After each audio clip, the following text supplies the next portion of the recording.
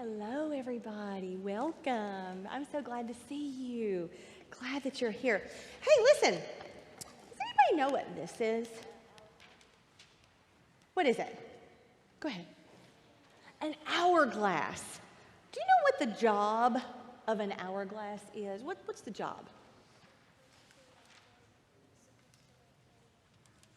It's supposed to end when an hour goes by. Okay. Any other thoughts on the job of an hourglass?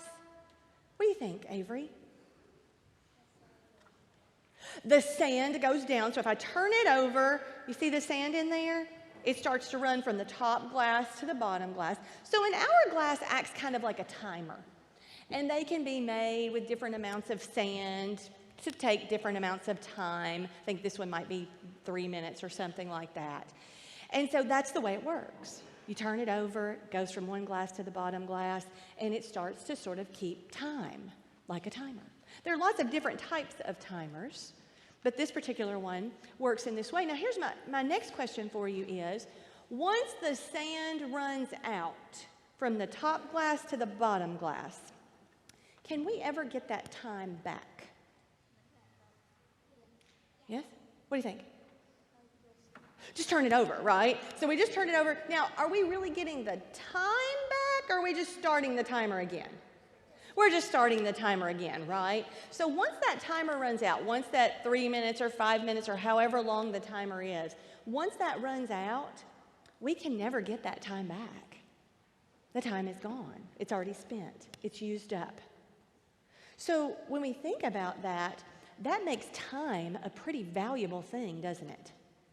God has given all of us time, a certain amount of time. We don't know how much time, but God has given us time, and once that time is spent, we can't get that time back, which makes it pretty valuable. You know, there are other things in life that we can get back, right? So let's say that I run out of milk.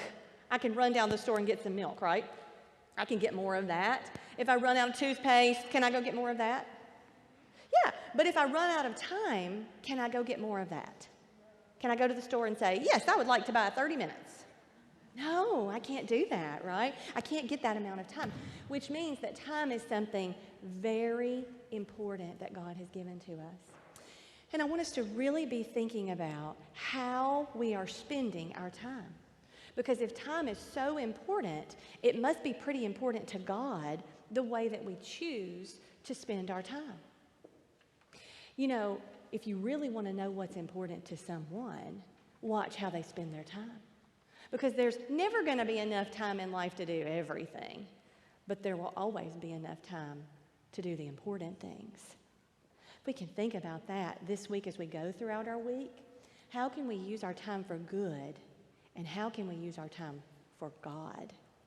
I want you to pretend this week that you have an hourglass sitting on your shoulder as you're walking around doing all the things, and that your time is ticking and how precious it is. And so think about if you would rather spend that time being mean to somebody or being unkind to somebody, or if you would rather spend that time working on God's love and sharing God's light and showing God with others. Does that make sense? Let's say a blessing about that this morning. Would you bow with me?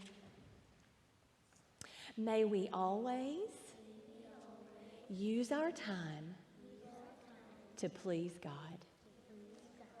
Amen.